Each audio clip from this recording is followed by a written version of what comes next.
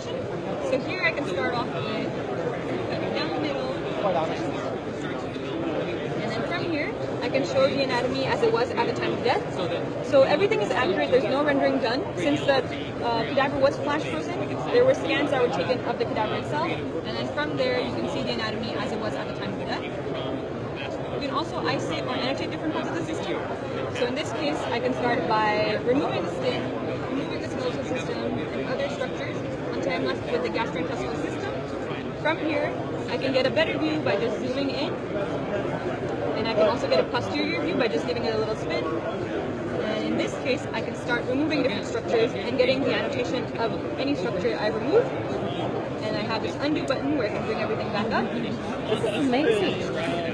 And in this case, you can also have concurrent views of, let's say, the muscular system and skeletal system, and also start removing different areas to see regional anatomy and other types of anatomy as well at the same time. If you don't want to look at the anatomy as a whole, you can also see regional anatomy. So in this case, I have the female head and neck. To mimic something that you'd find in surgery, you can also do natural cuts. So in this case, I have an incision made, and you can also see the relationship between the skin, the fat, and other structures. And as I showed earlier, you can go ahead and also remove structures here and press this undo button. And what's interesting is these are actually the scans that were done from the cadaver. So everything you see here is what we saw at 0.6 to 0.8 millimeter thickness. And so each time I turn around, slide through these sections, I can see where you guys And you're not just limited to the head and neck, you also have areas like the brain, large areas like the thorax and the abdomen, all the way down to the leg and foot.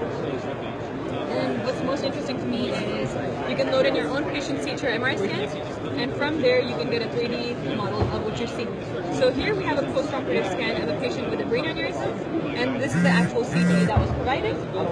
You can go ahead and slide through the CT and see exactly where the clips were placed as well. So if I go down here, it'll show where it is here.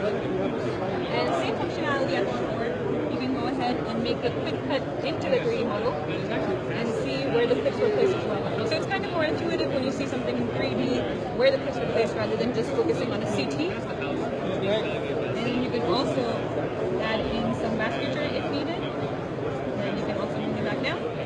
There's other ways where you can utilize this where I bring in transparent soft and hard tissue.